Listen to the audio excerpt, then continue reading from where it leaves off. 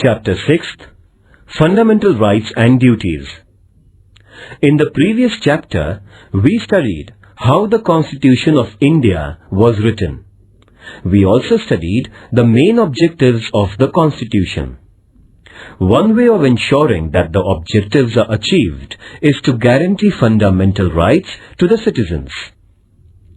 In this chapter, we shall study the rights included in the Constitution and why they are important.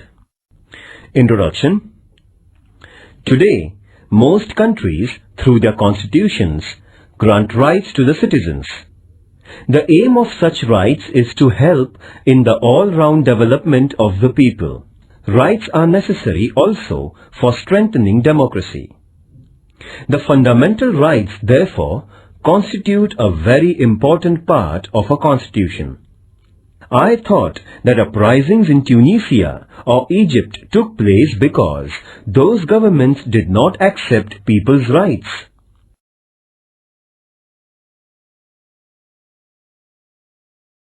A.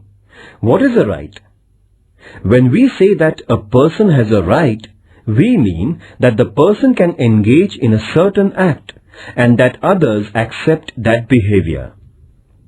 Having a right also means that the person can expect specific behavior from other persons and from the government.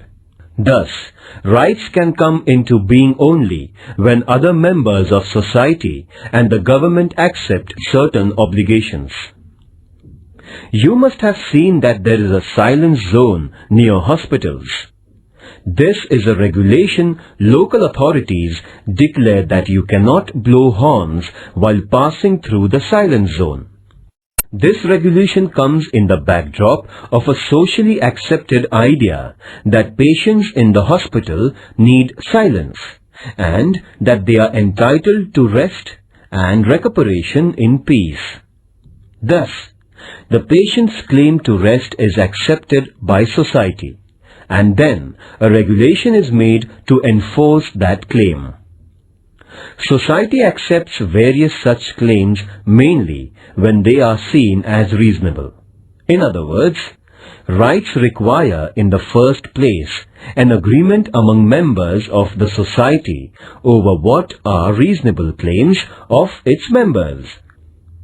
Then, it also requires legal provisions for ensuring the rights. Such legal provisions include limits on the powers of the government.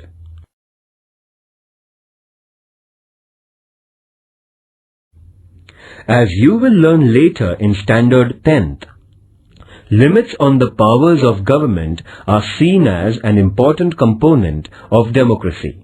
By agreeing to have limits on the government, a society ensures democratic government. When there are no limitations on government's powers, there is no democracy. I had heard of this word democracy, but did not know that it was related to rights. Must find out the rights of people in different democracies. When we say that we have freedom of speech, it means that other people around us also have the same right, and we all agree that we can freely express our opinions. Then, there must also be legal provisions for protecting the freedom of speech. There must be provision that police or any other government officers cannot unnecessarily restrict our right to express our views.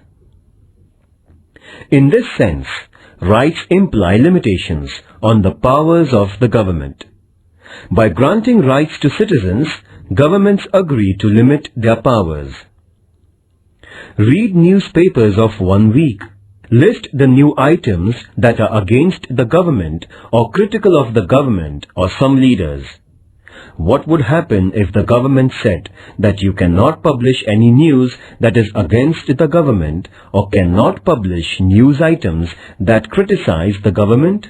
By allowing publication of news opposed to it, the government accepts certain limitations. This is also known as freedom of the press. This freedom is part of a freedom of speech.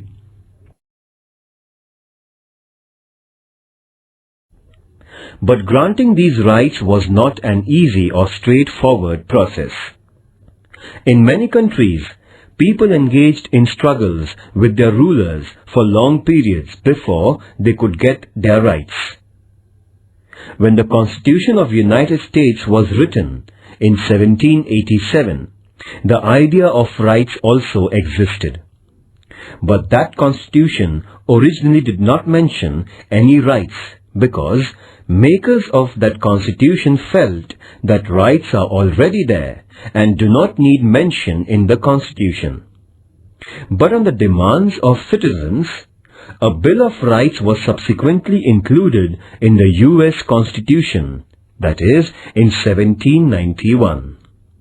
Since that time, it has become customary to include rights in the Constitution of a country. The Constitution of India includes a detailed list of rights. These are called fundamental rights. This means that these rights are of fundamental importance. They are so important that the government cannot take away these rights. Long back in 1215, the British monarch had to agree to some restrictions over the monarchical powers. This agreement is famous as the Magna Charta, a charter agreed by the king. Even after this, there were many struggles in England between the people and the monarch. Those struggles resulted into many more limits on the powers of the king or queen. Ultimately, these struggles led to democracy and acceptance of citizens' rights. In 1776, the American people declared their independence from England. That declaration is known as the Declaration of Independence, in which it was asserted that certain rights of human beings were inalienable, meaning that nobody could take those rights away. Similarly, the French Revolution of 1789 also underlined the importance of rights through the Declaration of Rights of Man and of the Citizens. The French Revolution led to abolition of the monarchy and the rise of democracy in France. In what way rights are related to democracy?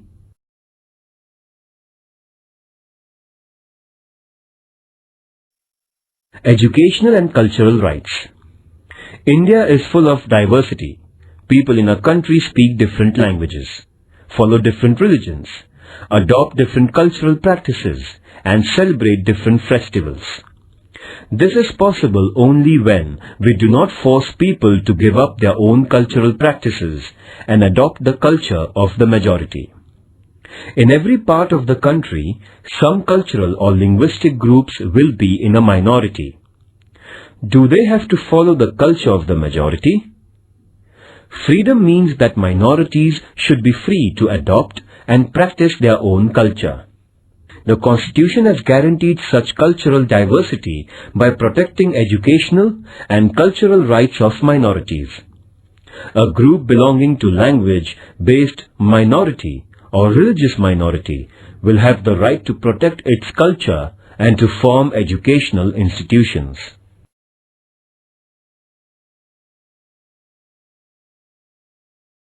B. Are fundamental rights mentioned in Indian Constitution.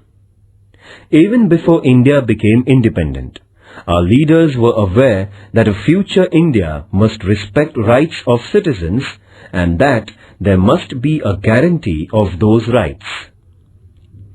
When India was under British rule, Motilal Nehru, who was president of an all-party committee, demanded that the government must adopt a Bill of Rights, that is, in 1928. Before Motilal Nehru, Lokmanya Tilak had declared that Swaraj was my birthright. And before Lokmanya Tilak, Mahatma Phule had recognized the importance of education and equality as rights of human beings. These ideas form the origin of our rights today in free India. There is a separate part of the Constitution of India where fundamental rights are mentioned. These fundamental rights include liberty, equality, right against exploitation, right to freedom of religion, cultural and educational rights, and right to constitutional remedy.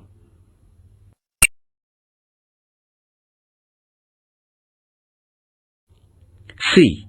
Human rights. It is now internationally accepted that every human being has certain rights. These are described as human rights. It is also accepted now that human rights should be adopted and guaranteed by every country, and necessary mechanism for protection of human rights should be created. In the year 1948, the United Nations adopted the Universal Declaration of Human Rights, 10th December 1948. This day is celebrated every year as Human Rights Day. Later, in 1966, the General Assembly of United Nations adopted the International Covenant of Economic, Social and Cultural Rights, and many countries have signed that agreement. According to the international norm, India has created the National Human Rights Commission in 1993. The Universal Declaration of Human Rights lists many important rights.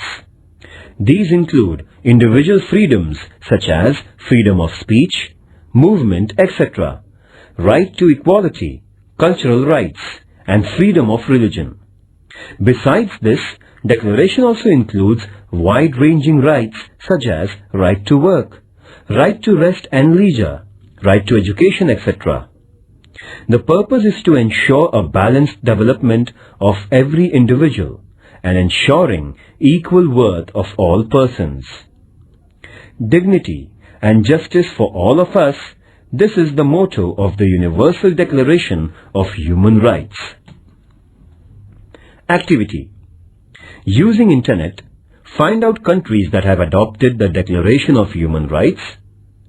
For information about the number of countries that have signed the International Covenant, access the UN website.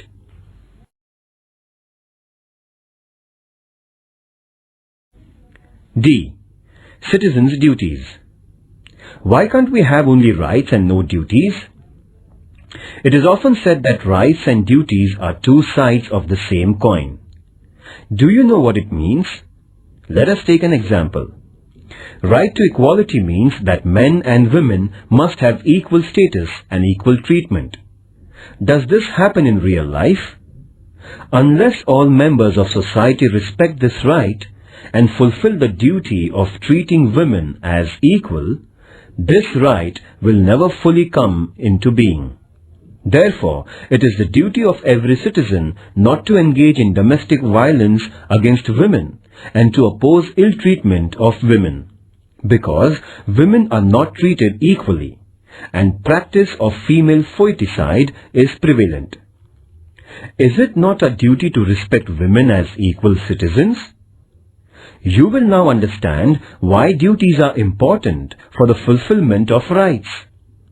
Just as society must respect our rights, society expects that we accept certain responsibilities as our duties. Some duties are listed in the Constitution as a fundamental duties. These include to respect the Constitution, to respect national flag and national anthem, to protect the country, to adopt a feeling of brotherhood towards all citizens of India, to protect the environment, to adopt a scientific approach, etc. Is there punishment if these duties are not performed? Ecological balance. Human beings are dependent on environment for air, water, trees and minerals. If we use these natural resources indiscriminately, that leads to environmental degradation. Our present generation may be happy to use as many trees as it can cut down, but what will happen to later generations? Already, over-exploitation of natural resources is leading to crises such as drop in rainfall, rise in temperature, and many other environmental hazards. This only shows the importance of duties. It is not our duty to use the natural resources carefully. Think of others and think of our future generations. Activity. Obtain a copy of the Constitution of India and make a list of fundamental duties. Discuss in your class why these duties are important. I can now see the link between rights and duties. Unless we are bound by the duty to protect our environment, how can later generations enjoy the benefits of forests and fresh air and other natural resources?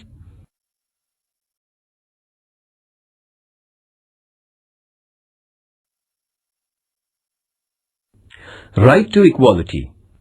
Democratic government means that the government is not arbitrary. It works according to rules and regulations. But what if rules were only applied to some people and not to some others? It would still be an arbitrary government. Therefore, there must be the same rules for everyone. This is the principle of equality before laws. Our Constitution guarantees that all persons will be treated equally by the government. Equality means that persons will not be treated differently just because of the gender, religion or caste, etc. Right to equality also means that everyone will get equal opportunities. Remember that there are many inequalities in our society, and to remove those inequalities is the objectives of our Constitution. Therefore, it is the responsibility of the government not only to treat all persons equally, but to implement policies that will bring equality in our social relations. You may have heard about reservation of seats in school and college admissions for women or persons of weaker sections. This is an example of government's efforts to bring equality. Right to equality does not mean only equal legal treatment. It also means that groups which are backward and traditionally discriminated against must get the opportunity to develop themselves and become equal in the true sense. Thus, right to equality puts a responsibility on the government to remove injustice and inequality.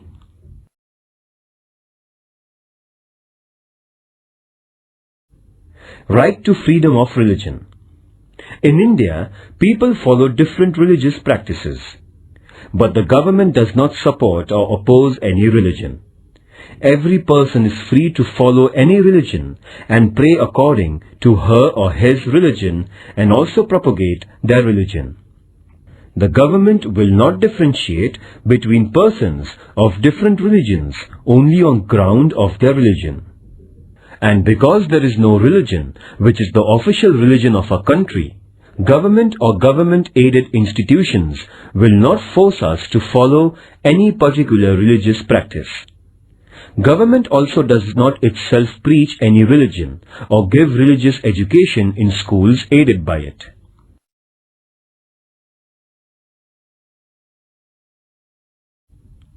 Right to information.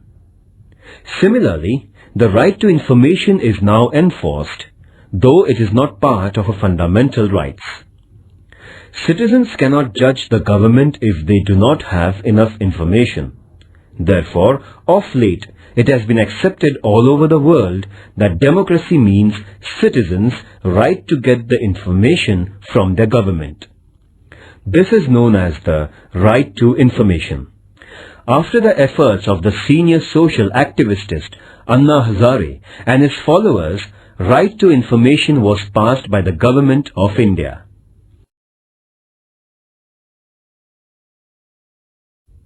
Right to liberty. Right to life is one of the most important rights of the individual. Our Constitution guarantees this right. It means that even the government cannot take away our life or cannot arrest us without reason and without legal procedure. But merely a guarantee of life is not enough. As human beings, we want to live a meaningful life. We want to do things we like. We want to develop our personality, follow our hobbies, pursue our own interests. For this to become a reality, we need an assurance that there won't be unreasonable restrictions on our personal liberties. Freedom of speech is one of the most important personal liberties. Besides, we have the liberty to form associations and organize meetings. We also have the freedom to move freely in different parts of the country and reside anywhere in the country. And we have the freedom to undertake any profession or business of our liking.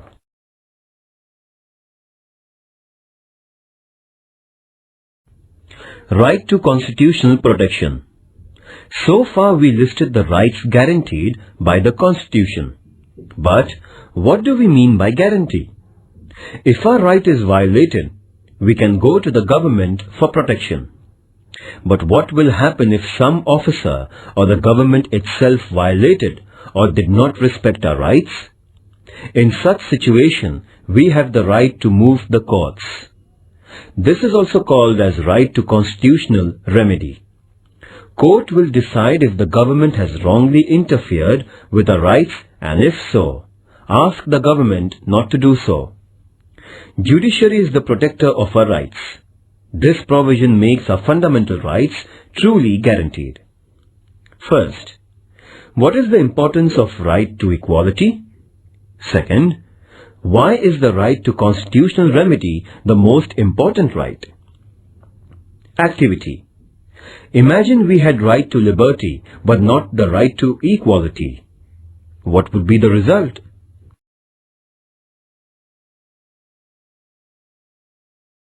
Right against exploitation. Both liberty and equality will be violated if some people are forced by others to undertake some work against their wishes. Because of poverty, there used to be many people who would take loans from private moneylenders, and the moneylenders would then force them to work without payments until the loan and interest are repaid. This practice was known as forced labor or wait. The Constitution has declared such practices as illegal. There will be no slavery in any form, and nobody will be treated as a bonded labor. Another fallout of poverty is that children from poor families are required to undertake work and earn money. As a result, children are sometimes employed in very hard and dangerous jobs, such as the job of making firecrackers. The Constitution has banned such practices because these involve exploitation of children. Children below the age of 14 years of age cannot be employed in hazardous jobs.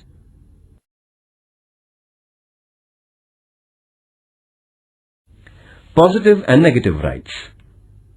Rights are necessary for our personal development. They are necessary also for the well-being of the society. Rights ensure that weaker and backward sections of society get opportunities to improve their condition. The right to equality is very important in this respect. Thus, some rights are limitations or restrictions on the powers of the government, while some rights mandate that the government adopts policies for the well-being of weaker and needy sections. In this sense, rights are responsibility of the government and the society to make sure that various services and facilities reach all sections. So, our rights are twofold. Some rights are restrictions on government, what the government cannot and should not be doing. Let us call them negative rights, because they tell us what the government should not do. On the other hand, some rights tell what the government should do. These are positive rights. Right to education, for instance, is a positive right.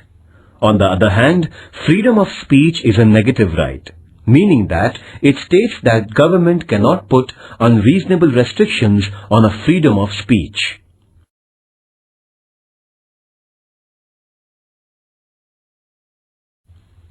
Other rights. The idea of rights does not stop only at fundamental rights.